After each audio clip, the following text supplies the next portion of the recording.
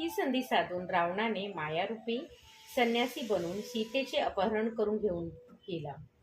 रावणाच्या या मायेला अग्निदेव अगोदरच जाणता होऊन आपल्याजवळ असलेल्या वेदवतीला तिथे ठेवून निज सीतेला आपल्या सामावून घेतले. रावणाने नकली सीता समजून उचलून नेले. वेदवती सीता बनून लंकेत रावणाच्या वतीने अनेक कष्ट सहन करू लागले. श्रीरामाने रावणाचा संहार करून सीतेचा अग्निप्रवेश करविला.